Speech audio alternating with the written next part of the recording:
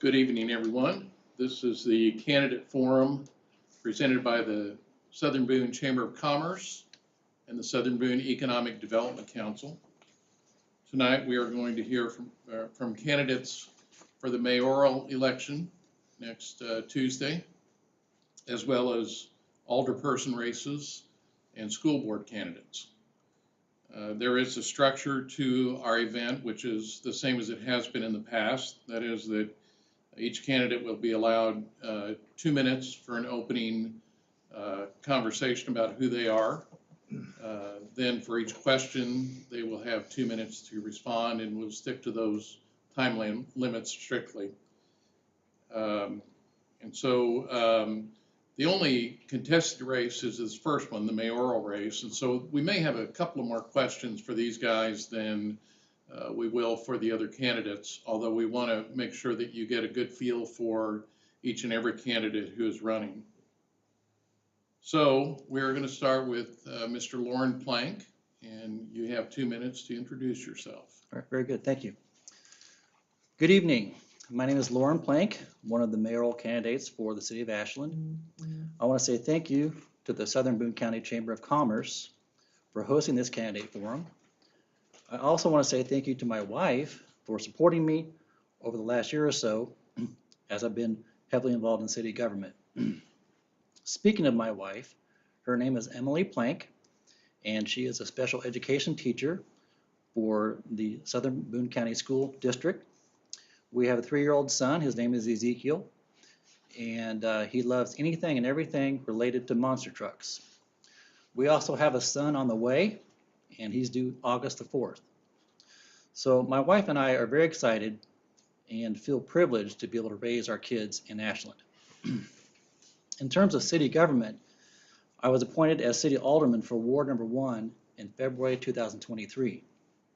I've been privileged to contribute to Ashland's growth and well-being, inspired by mentors and the trust placed in me by my fellow residents. Tonight, I stand before you as a mayoral candidate, not just to ask you for your vote, but to share a vision for an Ashland that nurtures every resident's aspirations.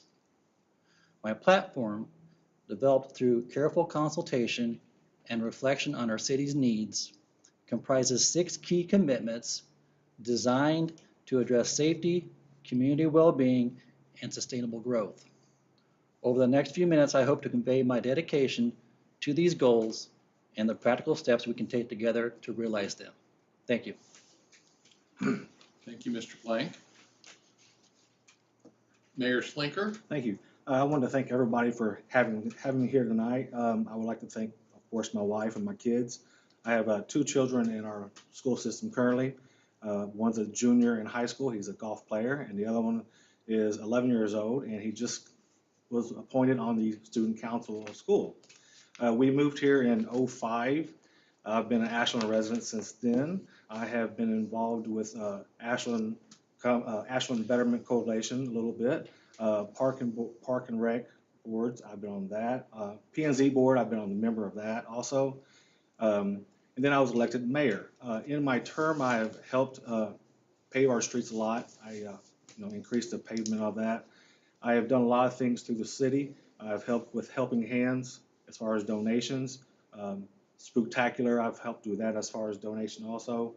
And then also I was the first person to bring fireworks to the city of Ashland. Again, I've been elected mayor, and I've done a lot of stuff for our city, and I think that the path forward would be continued doing those things, improving our city day in, day out. Thank you. Thank you to both of you. And I should have referred to you, Lauren, as Alderman Plank, because that's who you are today. Yep. The first question has 2 parts to it, and I'll give them to you one at a time so that we don't get confused in what we're answering. Ashland's wastewater treatment capabilities are arguably the most limiting factor for new development in and around Ashland. The city's ballot measure to fund wastewater treatment improvements via a low-interest loan failed on February 6th. And so I think this question is especially pertinent tonight because the fact is that we have to make improvements, and it's just a matter of what those are going to cost. So the first part of the question is, what should the city's path forward be for improving the area's wastewater treatment systems, and how should those solutions be funded? Teresa, we're going to start with you. On that answer, the path forward is to continue to advance and design the construction of the expanded treatment center. The desire to live in our city, in Ashland, is not slowing down. We have continued to see high numbers of residential and commercial building permits each year, so it is critical that the city remain focused on committed to expanding the wastewater treatment facility immediately. Over the next year, the city will work on designing the improvements and will seek to have construction completed and expanded by 2027. During the process, a robust financial study will be conducted to help the city and the board determine the best and most cost-effective way to fund those improvements. It will be a combination of different fee structures. The city will continue to evaluate grants and other funding options such as low-interest loans to help advance this project. We will still have grant applications from Boone County on the second round of the ARPA funding. Okay, Lauren? Yep.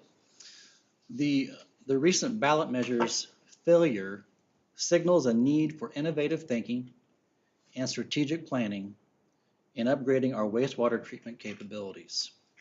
Private funding options offer us flexibility and speed in addressing these critical infrastructure needs, reducing dependency on fluctuating public financing avenues. That's my answer for that one. Yep. Okay, thank you. The second part of the question, the city has a goal of regional wastewater lift stations. How can the city partner with developers to achieve this? And Lauren, we'll start with you. Sure. By engaging with developers, we can ensure new developments contribute to the solution. Integrating regional lift stations that streamline our wastewater management and reflect a long-term, sustainable approach to city planning. This proactive strategy demonstrates our commitment to overcoming infrastructure challenges while supporting responsible growth. Thank you. All right, to answer your question, ensuring that regionalized lift stations are made reliable, reality and requires the city to have a plan in place ahead of new development. Historically, developments have happened faster than the city was prepared to handle them, faster than the city could even plan for them. The city has regionalization plans in place now and must focus on formalizing that plan and incorporating supporting elements into the city code and other regulations. The city will be upfront with future developers about these plans and will ensure the future development projects occurring in the district regionalized sewer sheds adhere to the regionalized plans of the city. It is of paramount importance that the city focus on regionalization efforts to ensure a robust and redundant infrastructure system that does not place unnecessary financial hardship on current ratepayers and the community. The city is averaging about $60,000 to $100,000 a year in maintenance repairs to older lift stations and undersized lift stations throughout the town. Regionalizing these systems will eliminate a large number of antiquated systems, which in turn will reduce maintenance costs, which will ultimately yield long-term cost savings to users. Thank you. Thank you to both of you. The second question is this. The city of Ashland has one of the highest sales tax rates in the state. What actions will you take to attract businesses to the southern Boone area? Doris? Number 10? Number 7. Oh, sorry. Sales tax rates don't necessarily detour new businesses from Ashland. What detours new businesses from coming to Ashland or anywhere else is the cost of development and own of a business. This includes land price, development costs, ultimately property tax costs. The city has one of the lowest property tax rates in Mid-Missouri. Our permitting and construction fees are some of the lowest in the region. Due to the rapid growth in southern Boone County, the sustained interest and desire to build our own home in Ashland and around the surrounding areas, commercial prices have skyrocketed. Combine those with prices, any type of heavy utility improvement burdens, the cost to start businesses here quickly. Attracting new businesses through Southern Boone area requires multifaceted approach. And I would say calibrate a local organization with the Southern Boone Economic Development, the Southern Boone Chamber, and Ready to develop and implement strategies to attract new businesses and support existing ones, and make sure that they are empowered to attract, expand, and retain businesses while also assisting with the marketing and valuable programs offered by these groups. Thank you. Lauren? Yep, thank you. Confronting high sales tax rates while aiming to attract and retain business requires a nuanced strategy that focuses on enhancing Ashland's overall livability and appeal. By investing in community assets, infrastructure, and services, we can create an environment where businesses want to establish themselves, despite the fiscal challenges. My platform's focus on making Ashland a better place to live directly supports this goal, emphasizing that a thriving, engaged, and satisfied community is the most attractive proposition for new and existing businesses. Thank you. Thank you. The third question, and this is an unfortunate one to have to ask, but it's a reality that we all live with. In recent years, the city has been sued more than once by its own staff and residents. How will you rebuild trust among people in the community who may have lost faith that the city administration, current and future, can properly serve their needs? Lauren? Yep. Trust is the cornerstone of effective governance. My approach to rebuilding confidence in Ashland's city administration is rooted in transparency, accountability, and a genuine commitment to addressing residents' concerns. Leveraging principles of customer service recovery, I aim to transform challenges into opportunities, to strengthen community relations, ensuring every resident feels heard, respected, and valued. By prioritizing responsiveness and constructive engagement, we can restore faith in our city's leadership and foster a more cohesive, vibrant Ashland community. Thank you. Therese? We have been and will continue to be transparent as possible and appropriate. As I stated in the paper, there are simply certain things that the public does not have an inherent right to. The opportunities to be involved and be informed are there and prevalent. Attending meetings, serving on the committees, and attending community functions and meetings. Just for an example, talking about trust with our associates and our residents. Look at our success with having events with our chamber, SBDC, ABC. The city has done an excellent job supporting and empowering these groups so that they can further enhance the strong, vibrant, and connected community that we are trying to be. Also, since my term as a mayor, we have started having, I call them open houses, where we had on a bond measure, we invited people out to talk to us, discuss to us, and all that. We have our code enforcement coming up soon, and we have 2 scheduled dates for meet and greet and a Zoom call, so people can interact with the city to make sure that we are open and transparent with them. Thank you. I'd like to ask a follow-up question that is it was not delivered to you ahead of time.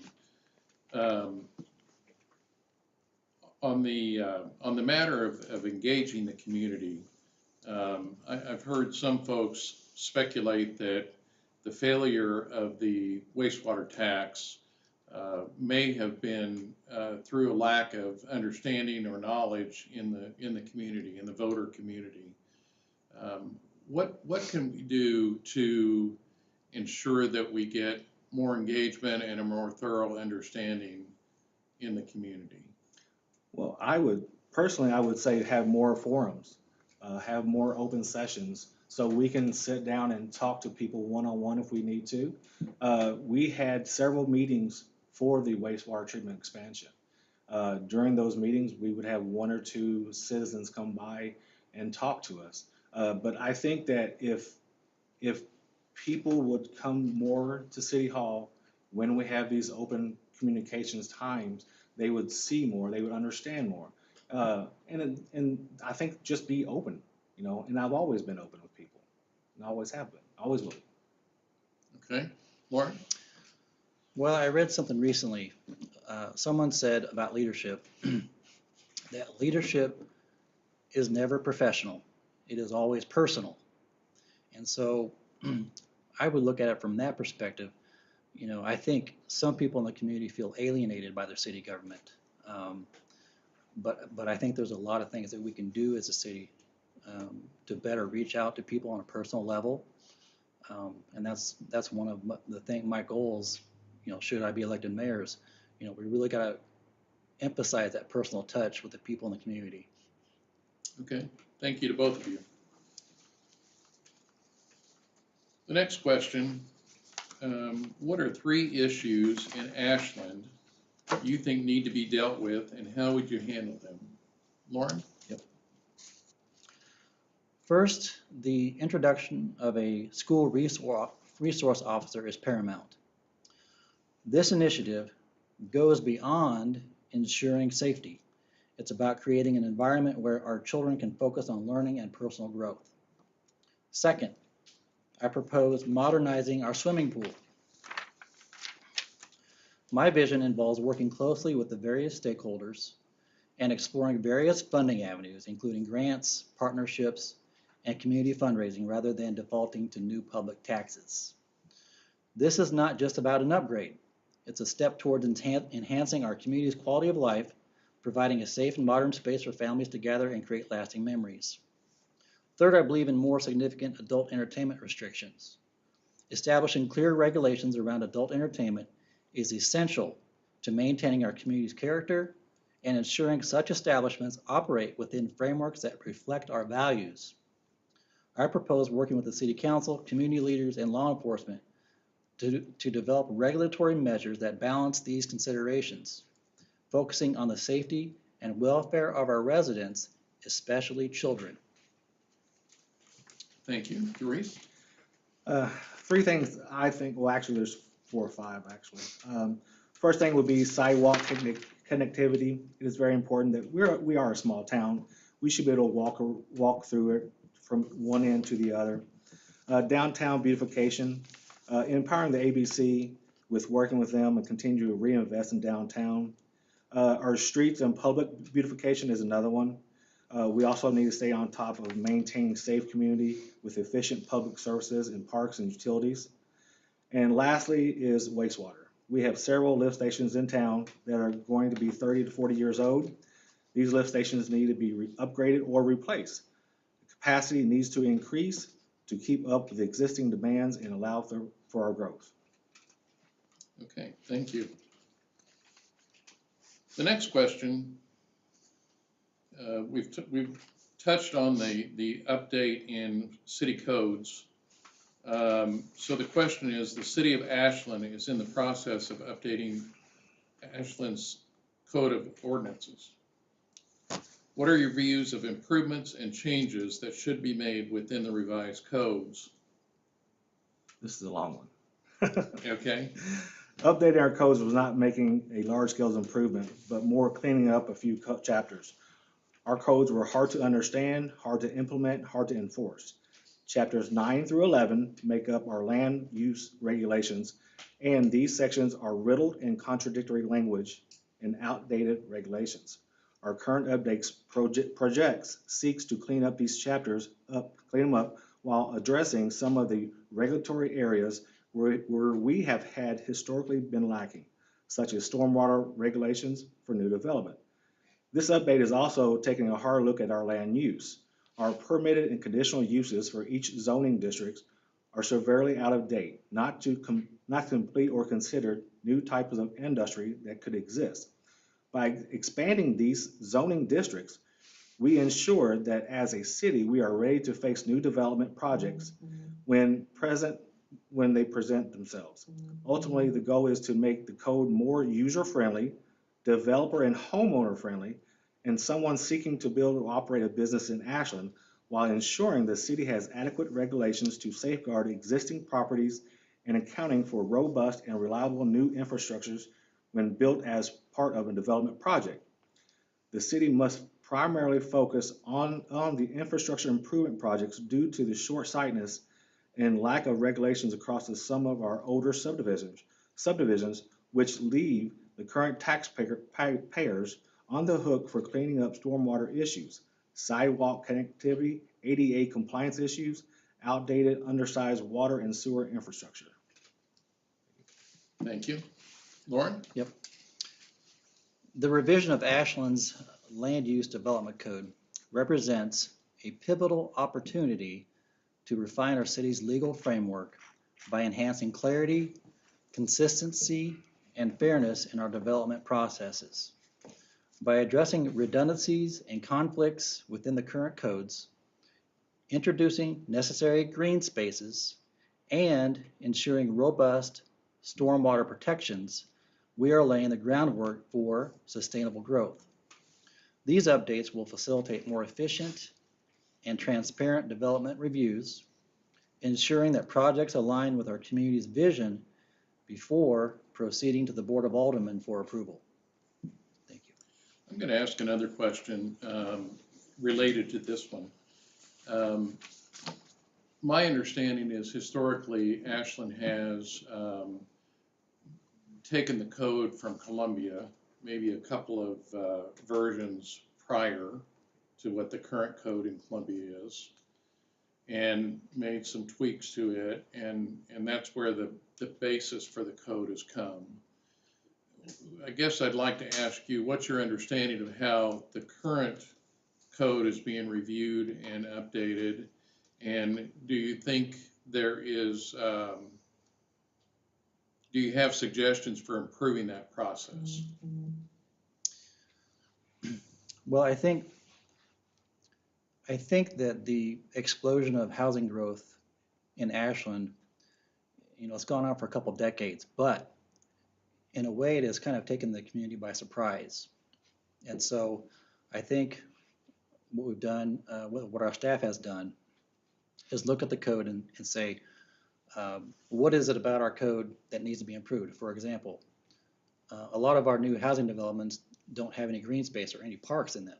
And that's one thing that we're trying to rectify. Because one of the main parks in town is the main city park, one of the very few parks. So I think it's been kind of a learning process, and we're kind of responding to some issues that are kind of particular to our community. Okay. Grace? I do understand about pulling it from Columbia a little bit, but what we have done differently now is we've been working on this since 2018, 2019. But since Kyle and I have taken over the helm, we hired a third party to look at our code. We've had several meetings with P&Z board to go over line by line and go through the code, make sure it fits Ashland, period. It's great to have a third party to help us, but we use our people within our city, our boards, P&Z board, to help us to determine if this fits our city. There's several things like that. So, yeah. Okay, thank you. Final question, and this is another fresh one. You haven't seen this before. So this is a Bill question? This is from a community member, someone who follows city government, I believe. That's my impression. But where personal views versus city attorney advice is concerned, if you have a conflict between those two, how do you manage that conflict? Well, if you have a conflict between personal views and the city attorney views, we sit down as adults and we look at the law and make sure that we are, as a city, following the law. We do not want to be sued for something that we know ahead of time as far as the law. You know, if we have an issue and the city attorney says this, and we'll research it and find out. We'll double check everything, cross our Ts and dot our Is, but we want to make sure that we are following the law as a city. Okay, thank you. Lauren? Well, the way I see it is the staff and the city attorney, they are kind of required to follow in the footsteps of the mayor. You know, the mayor's philosophies, the mayor's views, the mayor's outlook. And so I see kind of the staff and the city attorney falling in line with the perspectives of the mayor. I mean, there are a lot of issues where I've disagreed with the city attorney, but I'm not in the position as an alderman to dictate kind of policy in the way that I want things done to the city attorney, as opposed to the mayor. The mayor has more of an influence on that. So I hope that answers your question. Yeah, I think Yeah. that's sufficient. Yeah. Okay, if there was a crowd here, I think we'd call for a round of applause, but there's not. So I'll just thank both of you for your time and energy, your effort. Clearly, you've thought through these questions, and most of them you had a little time to work on them, but some of them were fresh, and so I think you did well, and hopefully the voters will be able to develop their opinions about this race from this as well as other things. We're going to take a 4-minute break and change candidates. We'll work with the alderperson candidates next. And so this will give everybody time to refresh a little bit, and we'll come back.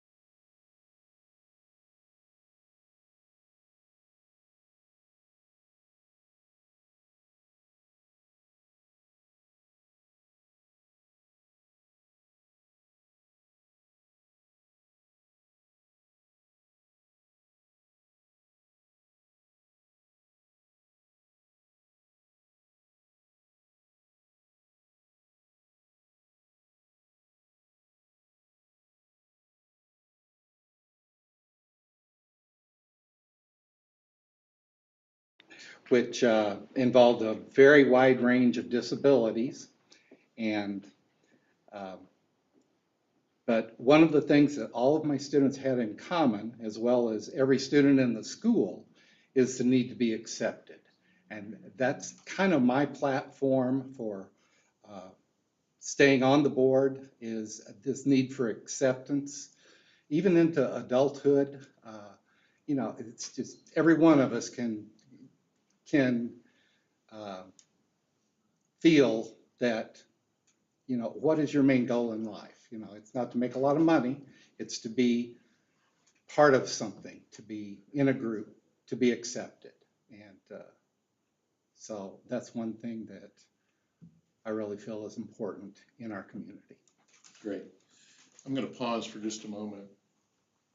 Do we need to redo Kristen's or? Okay, so we had a technical glitch there. So we're going to ask Kristen, now that she's practiced her introductory speech, to share it with the audience out in the rest of the world. Thank you, Kristen. So my name's Kristen Colbert. I am a mom of two. I have a 4-year-old son, a 1.5-year-old daughter, married to Nate Colbert. I was born and raised in Southern California. Both my husband and I were. And, you know, my family, I grew up coming out here to visit family on my mom's side. And California is beautiful, some of the best weather, honestly. But as we started to grow our family, it was no longer serving us. There were a lot of reasons kind of driving us to find a place where we wanted to raise our family. And so we decided to take a leap of faith, and we moved to Columbia in October of 21. Stumbled upon Ashland, bought our house in January of 22. And we absolutely love it. You know, we were drawn here for a lot of the reasons, the values that this community is known for. Obviously, a really strong school district. I used to work for a school district in California, so you know, obviously it's a priority for me as well, and something I want to be involved in. But you know, this is where we want to raise our children, and we want our children to be proud of this being their hometown. And so I really felt it was important for me to get involved, as there were some things that I have seen that, you know, I would like to see done differently or changed. And so I want to be part of the solution to some of the issues that Ashland's facing right now. Okay, thank you very much. So these questions, the audience has heard. They're going to be the same list of questions that we talked about with the mayoral candidates. However, I won't keep you guys as long and ask as many questions. So, but let's start out with one that, again, is fresh on the voters' minds. It has to do with the wastewater treatment capabilities, and a statement before the questions. Ashland's wastewater treatment capabilities are arguably the most limiting factor for new development in and around Ashland. The city's ballot measure to fund wastewater treatment improvements via a low-interest loan failed on February 6th. The first question, what should the city's path forward be for improving the area's wastewater treatment systems, and how should those solutions be funded? And Rick, we'll start with you. Okay, as the mayoral candidates did address this some, we're already in the process of developing the addition to that. It's got to happen. You know, we don't have a choice. If the wastewater treatment facility starts going over its capacity, you know, they're going to move in on us, and it's going to cost us triple the amount. You know, I don't think any of us want to have to go back to a septic system in our yards. So it does have to happen. Other sources, rates may have to go up a bit, but we are doing everything we can to find alternative funding for that. You know, whether it's through other low interest rates or doing some farming out with the actual structure of it. Okay, thank you. Kristen? I mean, I will start by saying I'm certainly no expert in this. However, it's brought to our attention that there is something that needs to be done. I think, honestly, kind of my biggest concern was that only 7% of Ashland's voter population showed up to vote on this issue. And so to me, that really tells me that the community is not aware of the impact that this has on them. And so I would really like to see better communication going forward. I guess, a low interest loan could be an option, but I would much rather see the city go for more grants. Any way that we can keep away from rising taxes to the citizens is something that I would like to see. Okay. And the second part of that question is, the city has a goal of regional wastewater lift stations. How can the city partner with developers to achieve this? And Kristen, we'll start with you. Sure. I would expect that as Ashland grows, we want Ashland to grow. There would be some type of contribution from the developers as well as the city, because of course we benefit from having more homes here and new developments here as well. So I would like to see a shared contribution between the two. But I definitely think it needs to be something that is in the plans of the developer as well. Okay. Rick? The lift stations, from the beginning, that was phase 2. We're limping along with what we've got now, and with the failure of the bond issue, right now we're going to have to continue to limp along. As the mayoral candidates said, we're spending some money. Most of the lift stations that we haven't replaced are 20, 30 years old. So it's eventually we're going to have to do something else. We can phase it in. Keeping that open communication with the developers as things change is the best we can do right now. Okay. Thank you. And I'm going to have a follow-up question based on Kristen. You made a point that I think is really very pertinent to this issue and others.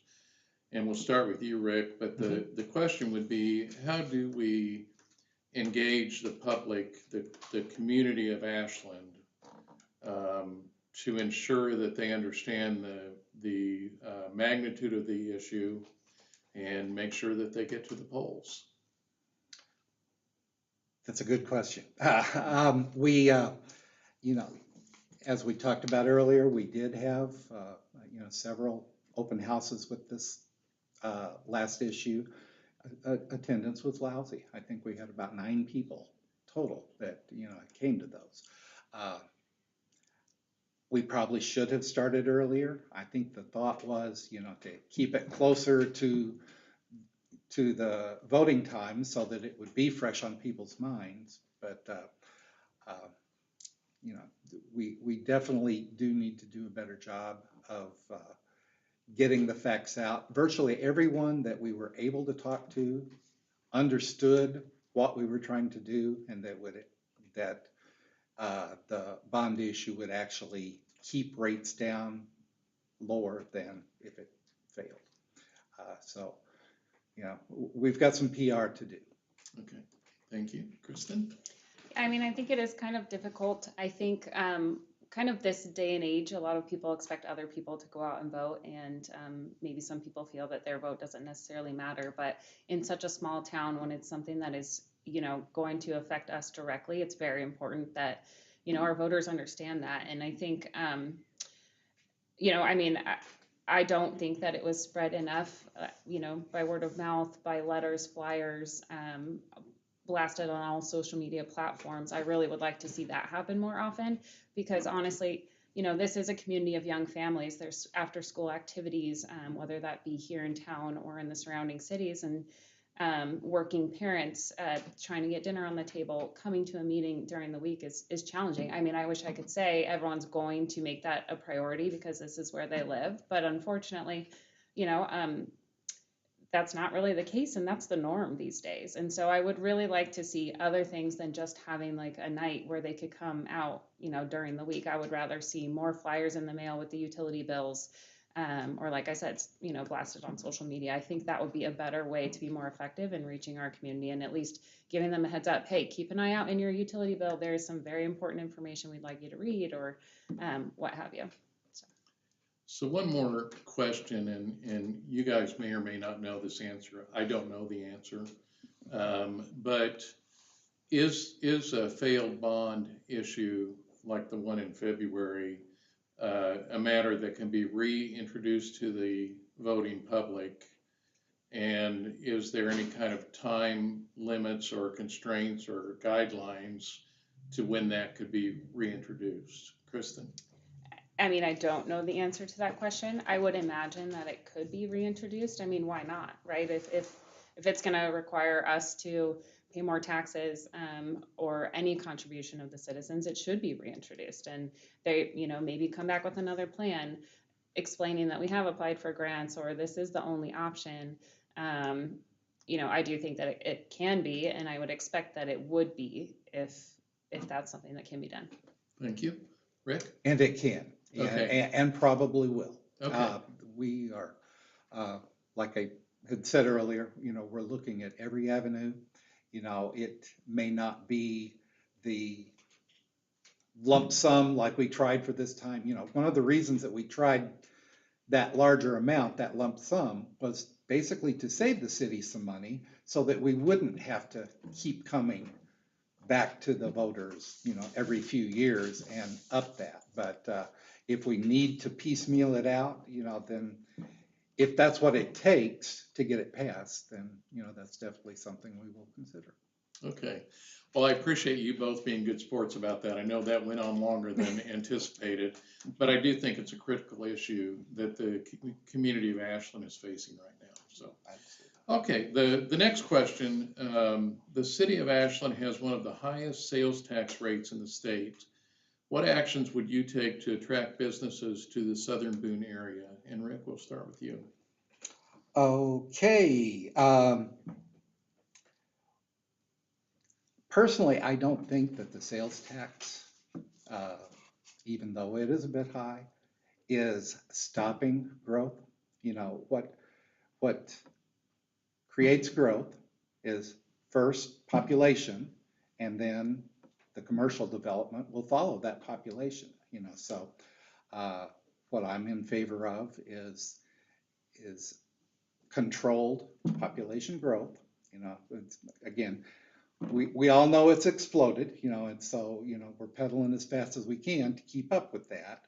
But, the kind of, if you build it, they will come type of mentality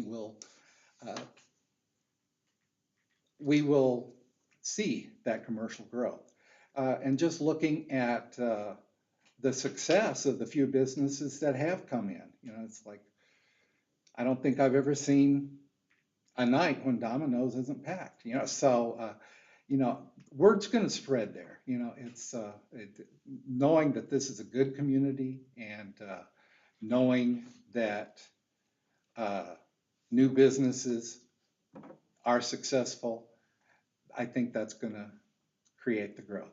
I've never thought before I go into a store that's, I'm not going to go there because their sales tax is a penny higher. I don't even think about that. So we're doing everything that we can to create that atmosphere to where businesses do want to come. Thank you. Kristen? Yeah, I mean, we have the highest sales tax in the county with probably one of the smallest populations. So that's definitely a challenge. Rick is right. Our population size is a challenge for bringing other businesses here. But what I would really like to see is I would like to see the board work with the SBEDC or the RADI, as that is kind of their mission, is to build and cultivate relationships for economic growth. And, I think, conducting a SWOT analysis or a gap analysis of what it is that the residents here need. Where are they spending their money? What are they spending their money on when they leave Ashland? And kind of collecting that information, surveying the citizens. What do they want here? I mean, I think it's fair. We can all say that family entertainment business that's appropriate for families with children of all ages is something that's needed here. Surveying the community, getting their input, because it's going to impact them as well. And then putting all of that together and kind of in a way marketing it to some of these retailers or some of these other businesses that we're wanting here. Offering incentives, maybe tax breaks or a grant for a build out. We do have a downtown with a lot of empty vacant buildings, and I would love to see all of those filled. But as a property manager, I know what it's like to kind of go into a building and see, oh my gosh, we have so much we have to fix. And that can be really scary for a business who's coming here, not to mention expensive. And so providing maybe a grant or a discounted fee or permit to try and draw more businesses here is, something that I think would possibly help grow the community. Okay, thank you.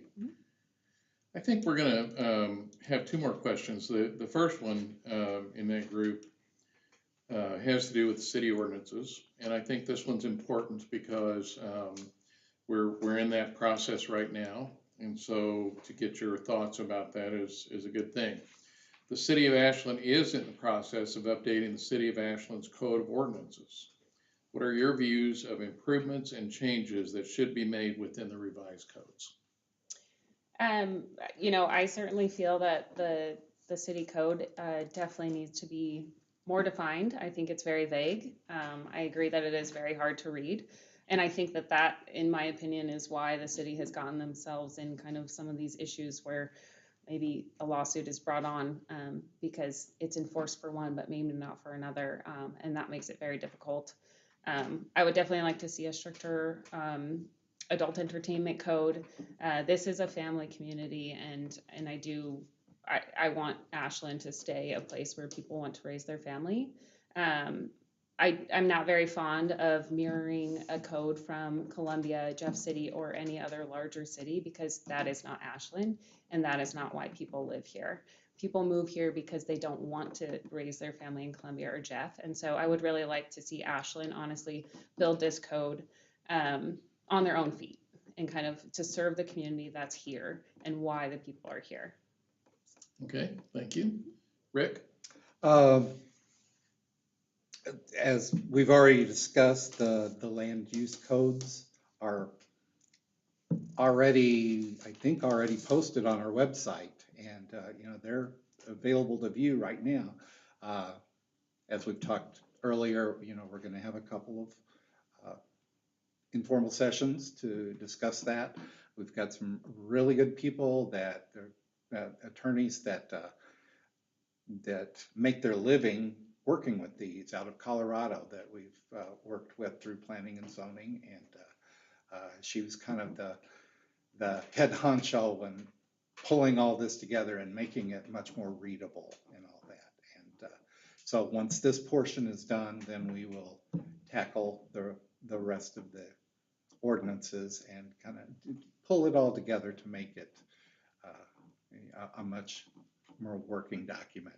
I think when you were talking about the versions from Columbia, you were probably talking about our building codes, and those, they have different versions of that, from 2000 and such, and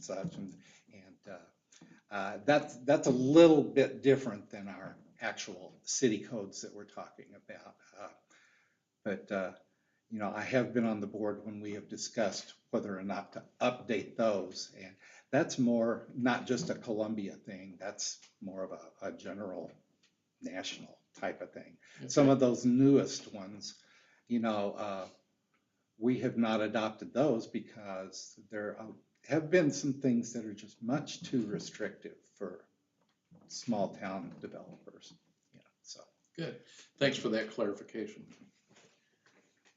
Okay, finally, and again, this is as all the questions have been presented by or raised by community members. When we talk about personal views versus city attorney advice, if there is a situation where those conflict, how do you manage that conflict?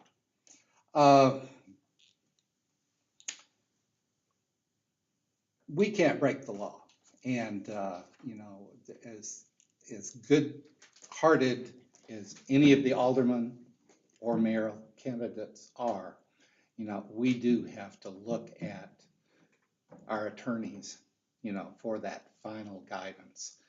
If we disagree with those, then if our attorneys can, basically prove that this is the law, no matter how we dislike it, we have to stick with that. There's no wiggle room there. Okay. You start wiggling, and in past years, like I said, I've only been on 7 years, but you go back a few more years than that, back in the good old days when things weren't really followed that closely, when we didn't even have an attorney at the meetings, that's what ends up getting us into trouble, and having streets collapsing within a year after their warranty period is up, and just things not being looked at real closely. So we're not going to go back to the good old boy days. We've got to keep ourselves out of trouble. Okay, thank you. Kristen? Yeah, I mean, I do agree. Obviously, we do have to make sure that we're abiding by the law, but my own personal experience is I have brought some issues to the board before, and the city attorney has, essentially compared Ashland to Branson, and they are not the same in any way, shape, or form. And so I really, I would like to see city attorneys who are really interested in serving Ashland for what it is, not comparing it to other larger cities. I do believe that change can happen at the local level. I think it's fair to say there's a lot going on in our country right now. And so I do want to be a part of the positive change at the local level. But I think we need to, I would like to see a city attorney who, will make sure that Ashland keeps itself kind of in a good spot, and we don't get into like bad contracts. But I think that it needs to be someone who understands the values of Ashland and why people are here. Okay. Well, thank you both very much. The community, I'm sure, appreciates your insight and a picture view maybe of where you're going to be on issues as we go down the road. We're going to pause for another 2 or 3 minutes. We have a PowerPoint coming up from Tim Roth, the superintendent of schools in Southern Boone, and we'll resume in 3 minutes to see that presentation.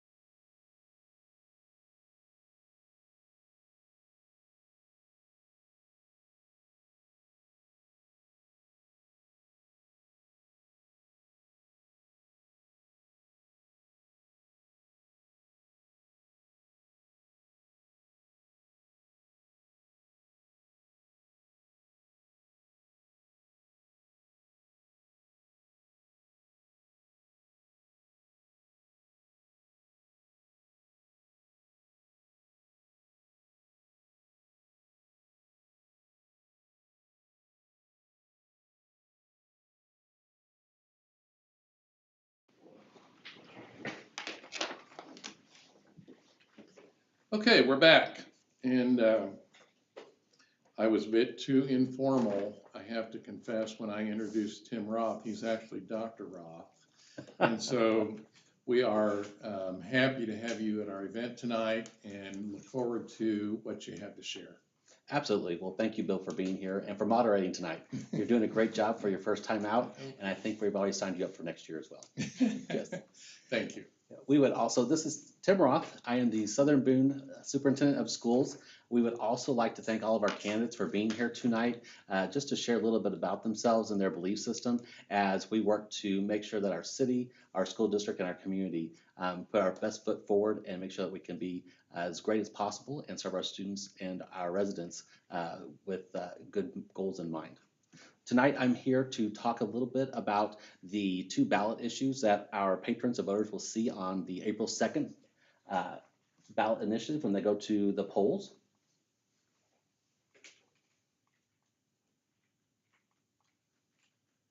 And if we can get our technology to work with us, we will move right on through.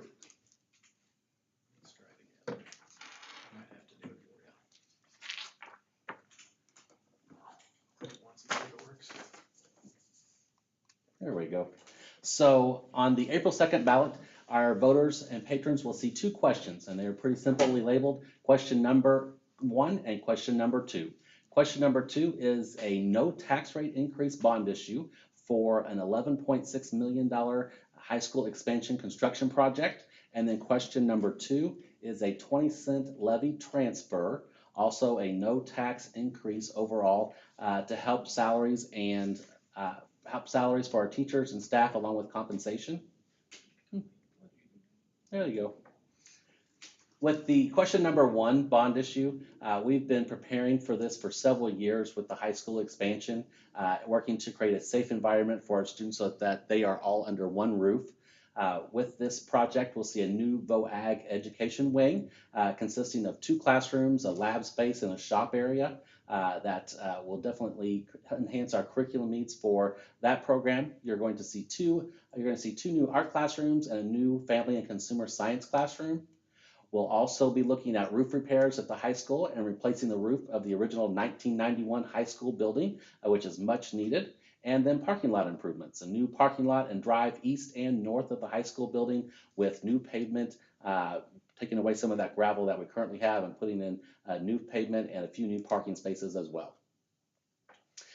Quick fact here on this slide, it does show from our high school up at the top of that picture down to our VOAG building and our middle school paths that our students walk each and every day. The yellow path takes us from the high school to the ag building.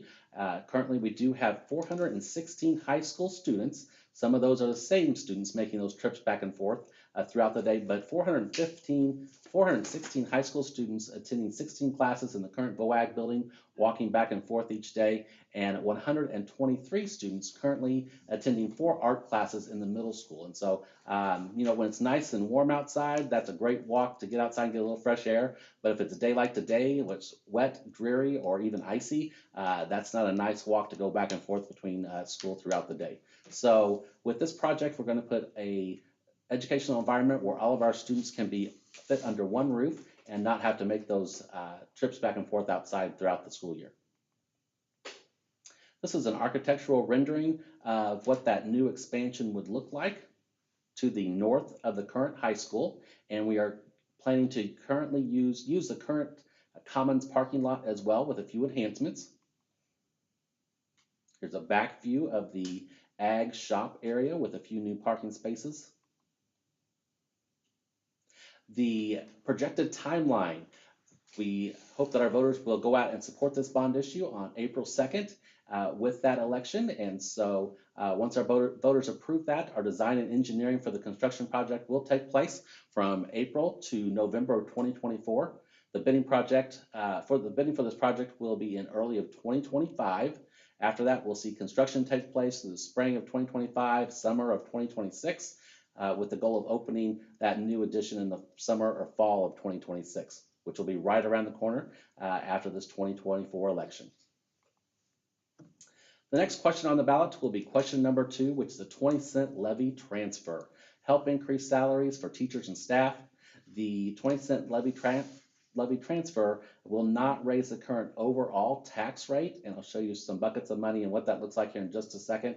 But basically, our goal here is to attract and retain high-quality educators by increasing salaries for our teachers and staff. We've done a great job with making sure that we are able to pay down our building debt over the last few years, and so now we're able to focus on our teachers and salaries with a competitive compensation structure.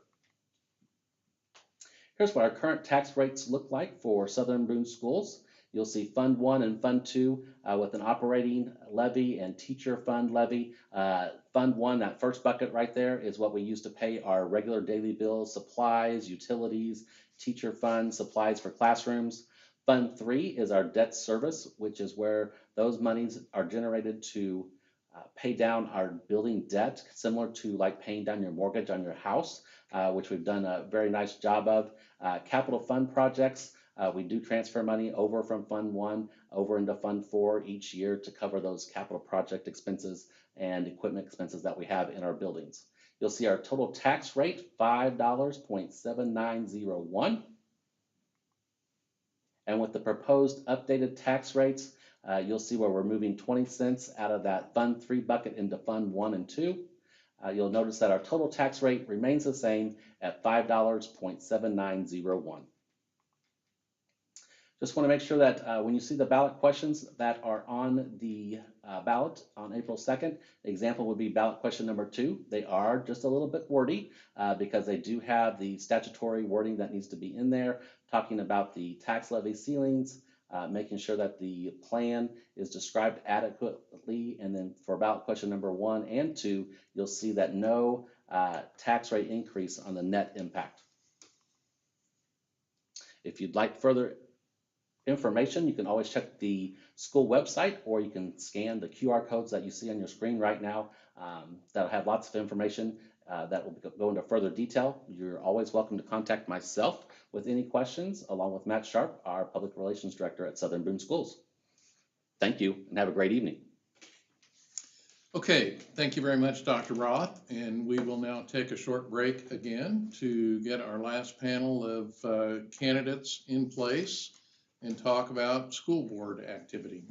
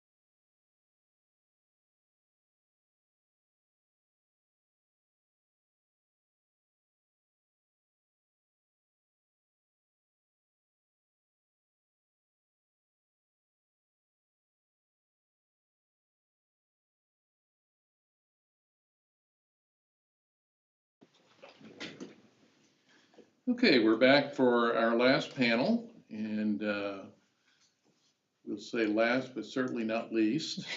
I don't know if there's any more important jobs in the community than taking care of the kids that we raise in the community, and so and I've read articles from each of you in the Boone County Journal, and I was impressed with both of you and the thoughts that you have about the care needed for these many students. So we'll start with Heather, and you have 2 minutes to introduce yourself to the community, and we'll listen carefully. Hi, all right, well, I'm Heather. I'm a mother of my son Colin, who's 8 years old and goes to our wonderful primary school here. My husband Ryan and I moved here to Southern Boone in 2017 after trying to find a place that we felt would best represent our views and also had an amazing school district. And luckily, we found Ashland.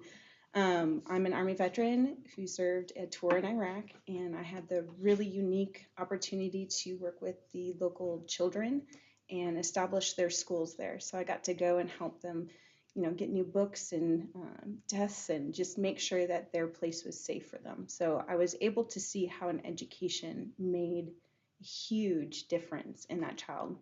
I was also an Army brat, so we moved around a lot. So I got to see some amazing schools and some not amazing schools. And I think that helped me kind of discover why I wanted to be on something like the school board, just giving me that passion for children and making sure that they get the best care and education possible. Thank you very much. Jeremy? Yeah, thank you for your service. Well, thanks. Jeremy Galloway, together with my wife Stacy and our two children, Cullen and Elise. They're both in the middle school, so 2-in-1 school makes drop-off easy. We've been residents of the Southern Boone community for almost 6 years now. I grew up in a rural area, more on the eastern side of the state, but went to a school that's kind of similar size to what Southern Boone is.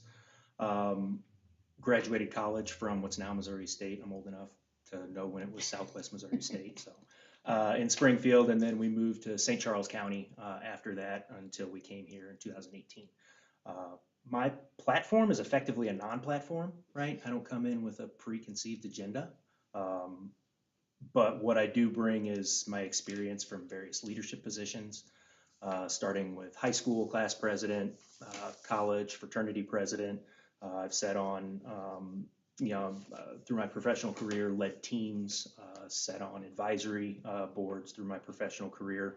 And through this, have kind of learned a skill at leading meetings, leading initiatives, and overall voicing my kind of educated opinion on things. Those positions in my professional career have served me well, I think would position me well for the school board. One of the things that I pride myself on is my preparation, especially when it comes to making important decisions, as the board often has to do.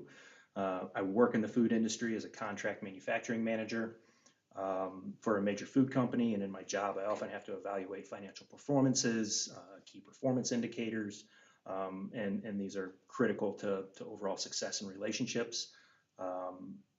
We moved to Southern Boone because of the reputation of the school district, and I would feel fortunate to be able to serve the community on the board and help grow and continue to improve the district. Thank you very much. Okay, we're going to cover about 4 questions tonight and give the community a good cross-section of your ideas and how you would serve in these positions.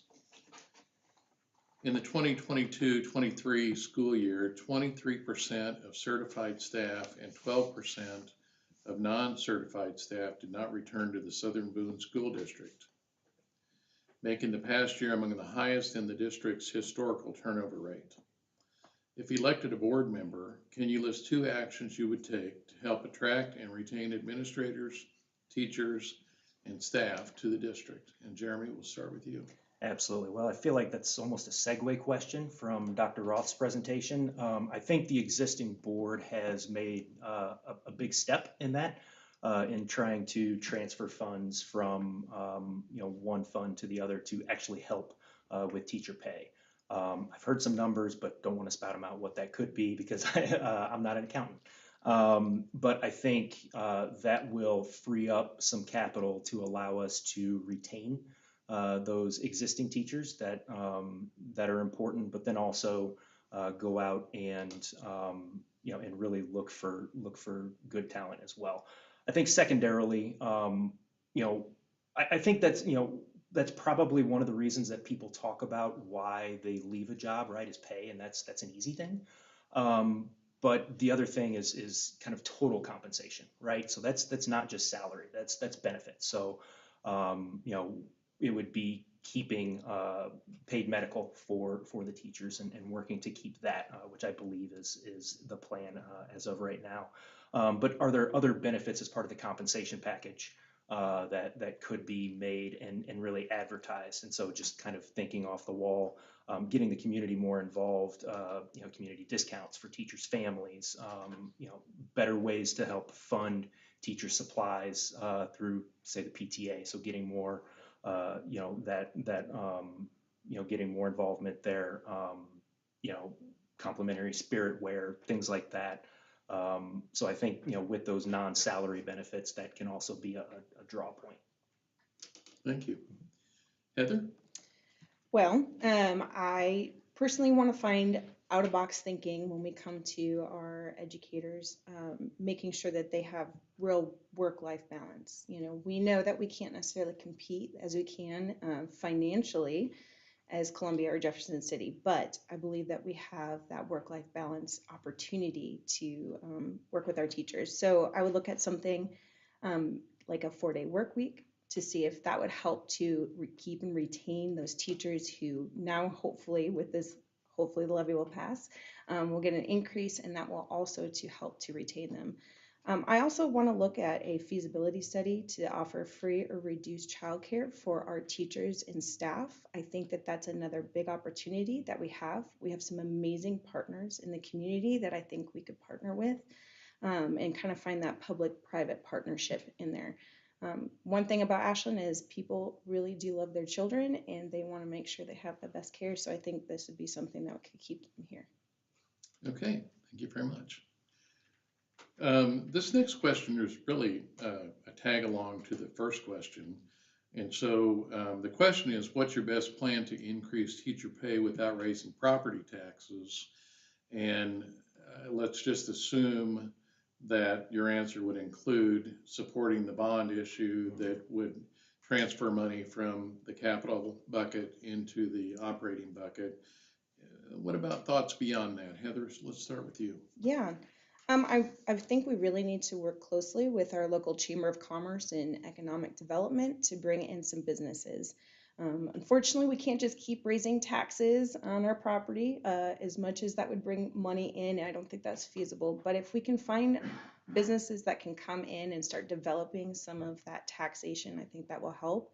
I also, part of that too is we can't necessarily increase teachers' pay all the time. There's just not going to have that availability. So again, I think looking at out-of-box thinking, such as the 4-day work week, childcare for them, those kind of things will also help to keep them here and happy. Thank you. You hit it on the head. I think it goes along with the discussion of losing so many teachers and kind of some of those total compensation type things. So community involvement with things like discount plans. I do like just exploring even partial childcare options, right? Teachers funds, again, trying to get the community involved, whether that through paying for teacher supplies. It would be great to consistently have that funded, and teachers don't have to worry about those things, and so that could just be part of a compensation package. Okay. And a follow-up question, which you haven't had in advance, that comes to my mind when we talk about what we've talked about so far, is the bill that's on the ballot regarding freezing the real estate tax for seniors. Now, I'm a senior, and you guys are not, and so we might look at those things differently, but if you've looked at that issue, what's your opinion relative to the challenges you'll face as a school board member? Jeremy, we'll start with you. Yeah, I think it's one that in theory it sounds like a great idea, right? But to my knowledge, there's a lot of unanswered questions with it. What does freezing mean? Does it mean as of 2024? Does that but what if that person moves within the district? Well, what is their new property tax threshold? I would like a feasibility study done on what that does to the area schools as well. So I think those are things that I think there's just too many questions left to necessarily say whether it's going to be good or bad. And to me, when you have that many questions left on something, it's never a good idea to make a change. Okay, thank you. Heather? I can't say ditto, but I think it's pretty close. Without knowing all the ins and outs, I would like to see what the impact would be from having that frozen. And again, for how long? Is this a forever or is this a short term? But I think, if it did go forward, that would be something the board would have to look at very closely because that would definitely affect how we compensate our teachers and the education of our students. So, I think there's just, like he said, so many unanswered questions that are just too hard to full on give you an answer today. Yeah, good, thank you. Let's go to a priority list. What is your priority list for the needs of the school district? And we'll start with you, Heather. So I have 3. So keeping and retaining qualified and exceptional teachers. We have got to keep that. We already have them here. Let's keep them here and then find and attract more. The second is looking ahead at our growth. We are growing. That is something I think all of us know and understand. And we need to figure out how we're going to accommodate this growth, not looking 1 or 2 years down the road, but maybe 5 to 10 years. And then ensuring that we have the tools that our children and our teachers need to create a quality education. So those are the 3 top priorities I have. Thank you. Jeremy? I have top on the list safety, and not saying I feel things are unsafe. However, I think there are some questions that need to be asked. Do we need a resource officer?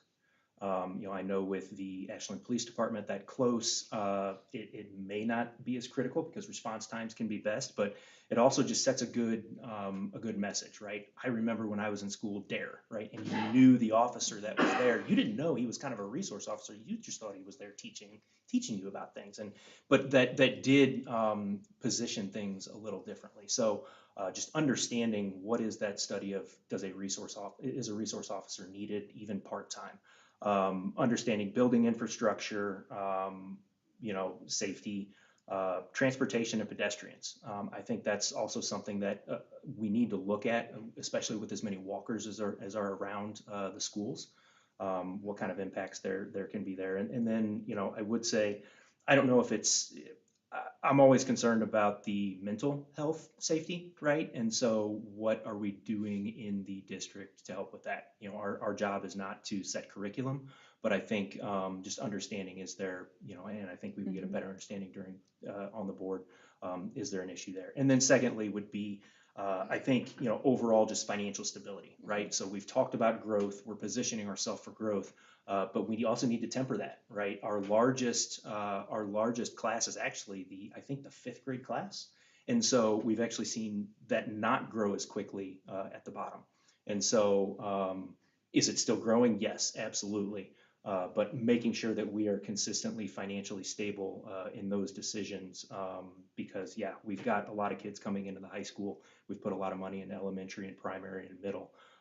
Just making sure that we stay on top of those things, which I think the board and Dr. Roth have done a good job thus far, but that's just something we continue to need to stay on top of. Thank you. A lot of challenges. There is, always is. Okay, so let's just call this the wrap-up question. What is your position on Missouri House Bill 1989 that would implement voluntary open enrollment in public elementary and secondary schools and allow students and their families to enroll in an out-of-school district that has opted into the school choice program? Jeremy? Okay, that's the wrap-up question, huh? Yeah. You'll Yeah, be tired when this one's over. Yeah, so I think, with this one, there's still things that can change, right? It's just passed the House, hasn't, to my knowledge, hasn't passed the Senate yet, so verbiage can change. But, on one hand, you've got, again, this is another one in theory, it sounds great, but it could very easily be underprivileged districts continue to be underprivileged. Because the people with some means can transport their kids out. I think there is still the unknown of whether a fund can actually be established for transportation for children with special needs. That's part of the bill, but can it even be funded? So I think again, when you think about, I understand in spirit why this might be done. But I don't think we understand the ramifications of what this can do. even with some of the thresholds that have been set for how many students are allowed to transfer out per year, we don't quite understand the ramifications of those thresholds enough to say, okay, let's just jump before we know what's on the other side. Appreciate that. Yeah, so I think it might be a good opportunity for Missouri. We would be, I believe, the 23rd state that has implemented open enrollment.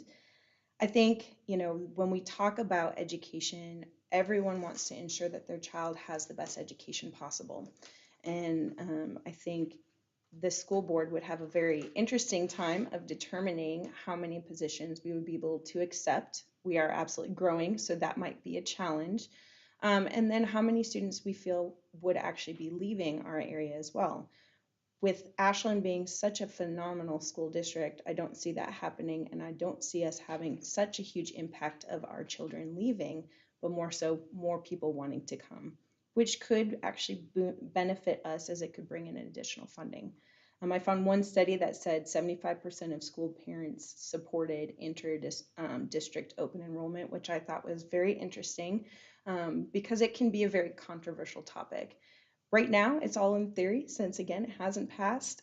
But I think instead of looking at it as something that could be like the boogeyman of school districts, I think we could look at this and use it as an opportunity to possibly grow. Okay. Well, I thank you both for being here tonight and for sharing your thoughts. And hopefully the community does know better now about who Jeremy and Heather are and how they might do in the school board position. That'll conclude our evening. For those of you who are out there watching on TV, thank you for joining, and I hope it's been beneficial for you.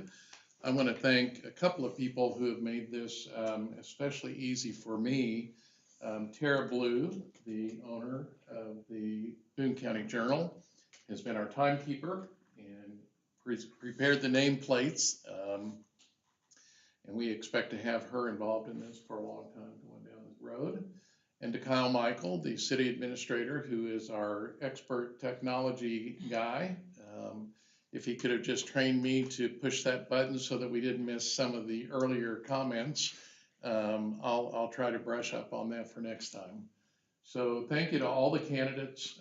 I think you did an excellent job presenting yourselves to the community, and hopefully it's beneficial. Good evening.